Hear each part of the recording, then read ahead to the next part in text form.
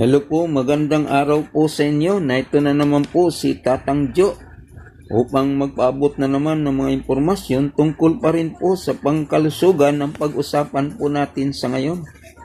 Ang pag-usapan po natin sa ngayon ang tungkol po sa halamang gumamila. At kilala po ba ninyo ang halamang ito? At alam po nyo na ito'y nagpapaganda sa ating paligid o kaya sa ating garden. Kita natin pwede itong itanim sa paso at diyan sa palibot ng ating tahanan.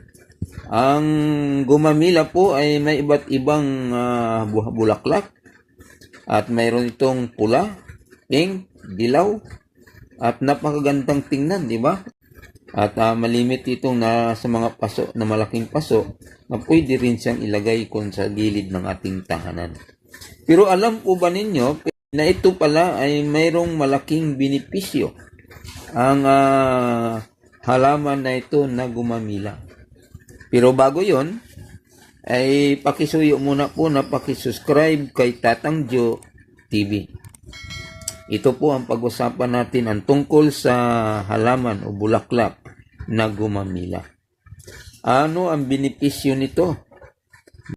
Yung kanyang dahon o bulaklak nito, pwede natin siyang gawing ilalaga natin, gawing tsa. At yun ang pinaka-inumin natin at yun ay malaki ang tulong sa ating pangkalusugan. Alam po ninyo na ito palang bulaklak na ito at yung dahon ang ginawa natin tsa, mayroon siyang antibacterial property. Mayroon din siyang anti-inflammatory. Kaya kapag naglaga tayo ng bulaklak o dahon nito, maraming tulong ating mga pangkalusugan. Ito rin po ay nagpapalakas ng ating baga. Yung pag-inom ng nilaga na dahon at yung bulaklak na yon, pagsamahin, ilaga, tapos inumin natin yon. Araw-araw, iinom tayo, pwede itong tumutulong ng pag-alakas ng ating baga at maganda ito, mabuti doon sa mga tao na mayroon siyang hika. Matutulungan siya nito. Mayroon siyang hika at ito po pala ay nagpabababa ng asukar doon sa ating dugo. Kaya kapag uminom tayo nito, matutulungan tayo kapag mataas yung ating asukar doon sa dugo, ito nagpapababa siya. Kaya matulungan tayo nito. At hindi lang yun, ito po pala ay nakakatulong kapag mayroon tayong urinary tract infection. Kaya kapag tayo ay mayroon urinary tract infection, o mga sintomas nito, yung malimit tayong umihi, tapos minsan nasakit yung ating pag-ihi. Yun, maglaga tayo ng dahon at bulaklak nito pagsamahin at iinom tayo ng tsa nito. Pwede siyang gawing tsa. Wag lang ninyong asukaran mga kabraso. Wag nating lagyan ng asukar, basta natural lang yung pagkalaga natin, palamig-lamigin, tapos inumin. Yun. At yun ay nakakatulong sa ating problema sa urinary tract infection.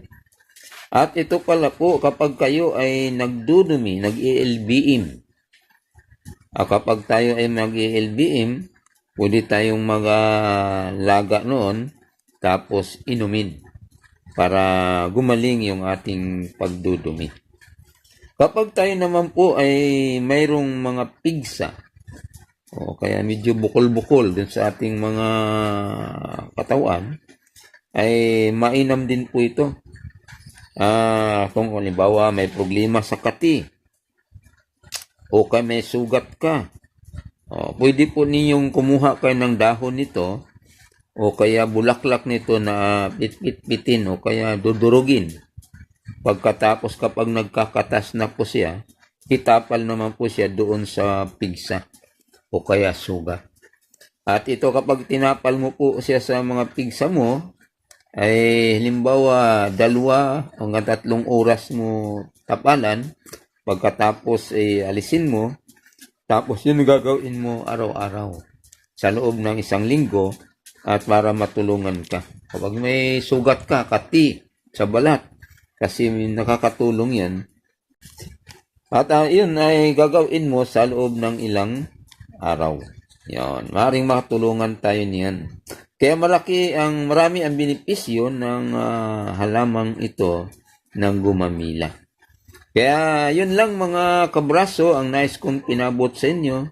Sana mga impormasyon nating pinag-usapan at pinag-abot ko sa inyo ay makatulong sa ating mga karamdaman. Maraming salamat sa inyong pong pag-subscribe at yung hindi pa po nakapag-subscribe, paki-subscribe na lang po kay Tatang Joe TV. Muli, magandang araw sa inyong lahat.